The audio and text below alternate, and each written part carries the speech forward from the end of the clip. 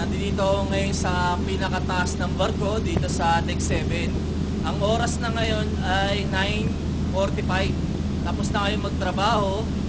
Ngayon gumagala na tayo rito dahil nakarating na tayo sa Jeringer. Yan ngayon, nandito ako ngayon para i-record itong gusto ko sabihin sa asawa ko, si Annabel Muigo.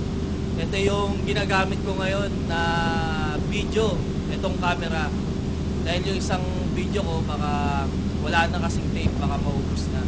Tsaka ito, testingin ko, ilalagay ko ngayon sa Facebook para mapanood ng asawa ko dahil meron akong gustong ipaiwating sa kanya na kaya ako ngayon nagre-record at nagsasalita ngayon dahil gusto ko magpasalamat unang-una sa Panginoon dahil anniversary na naman namin. 5 taon na kami nagsasama ng asawa ko, kaya 5 taon na rin ang pinakamamahal naming anak na si Helena Faith Muigo. Yun. Bali, gusto kong sorpresahin yung asawa ko na gusto ko na kahit papano sa ganitong paraan ay mabigyan ko siya ng regalo. Sa simpleng regalo na to na may pahiwatig ko sa kanya yung taos-puso kong pagmamahal. Annabel Muigo, asawa ko, mahal na mahal kita. Kaya ako ngayon nagre-record dahil para sabihin ko sa iyo na unang-una, nagpapasalamat ako dahil ikaw ang napangasawa ko, dahil ikaw ang binigay sa akin ng Diyos na hindi aksidente na ikaw ang mapangasawa ko dahil sinadya ng Panginoon na ikaw ang makasama ko habang buhay.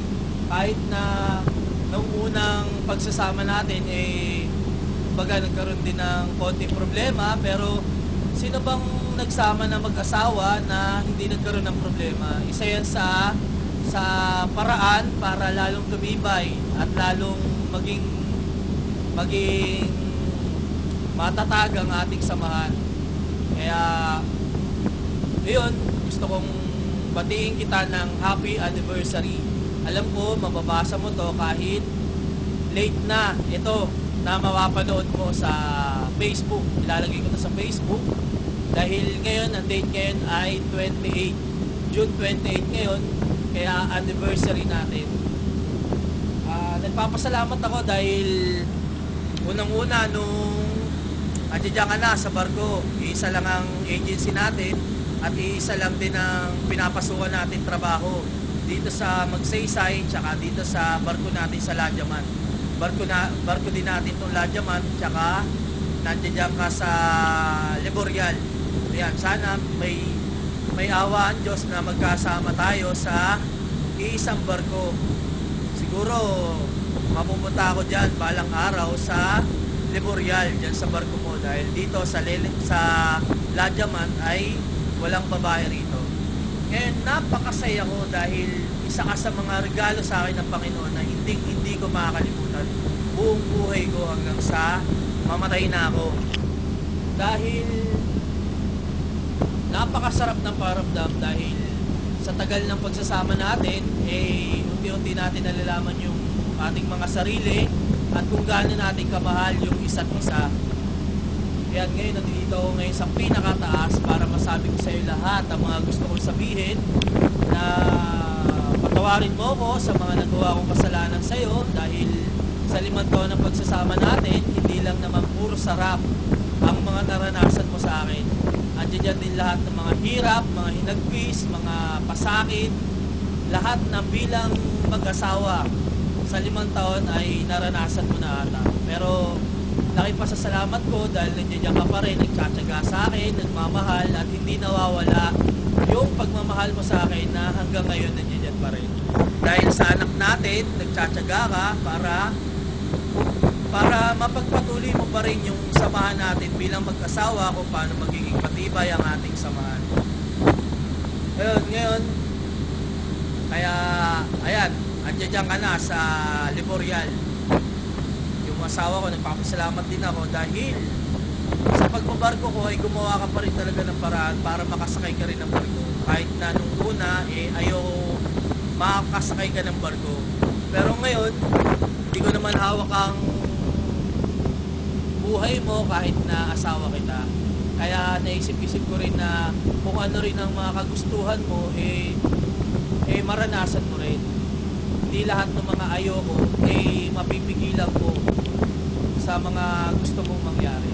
May pagkakataon na tulad yan, hindi kita mapipigilan sa gusto mo dahil wala na akong masama sa ginagawa ko. Basta, ang ano ko lang, ang payo ko lang, magpakatatag ka dyan, magpakatibay ka, dahil alam mo na, pangalawang sakay mo na sa barko, alam mo na kung gaano kahirap sumakay ng barko. Andiyan dyan yung paghihirap mo na halos pagod ka na, pero ganyan talaga yung mga mararanasan mo sa barko, lalo na yung mga kasamaan mo sa trabaho. Mag-ingat ka dahil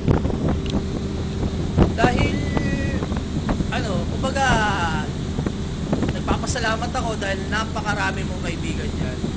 Nandiyan dyan sila para tumulong sa'yo, mag-apay sa'yo, pagka halimbawang nalulungkot ka o nagkakaproblema ka, may mga nasasabihan ka sa mga problema mo para makatagal ka dyan sa barko na sinasakyan mo ngayon. Basta, lagi ka lang mag-pray, nagpapasalamat ako dahil isa ka sa mga binigay sa akin ng Panginoon na mapalapit sa Diyos. Kaya ako nakapalapit rin ako sa Diyos dahil lang sa'yo na kahit minsan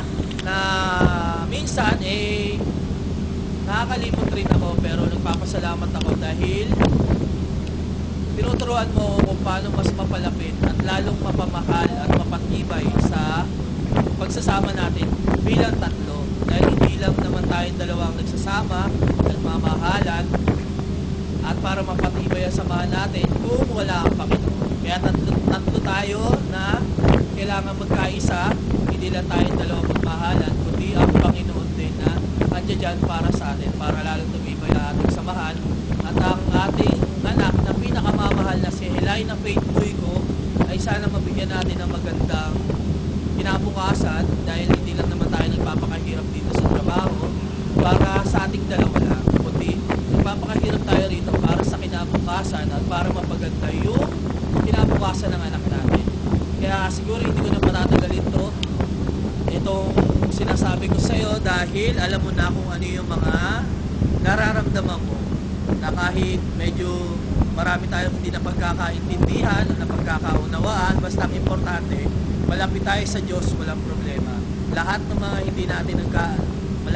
hindi natin naiintindihan sa ating buhay ay madaling may paliwanag ng Panginoon para tumibay yung samahan natin. Basta, mahal na mahal kita pagka alam ko mas titibay yung ating samahan at halos buong buhay tayo magkakasama.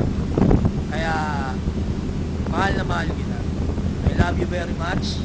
Kaya, happy anniversary. Alam ko marami tayong magiging anak. Basta planuhin lang natin mabuti kung ano yung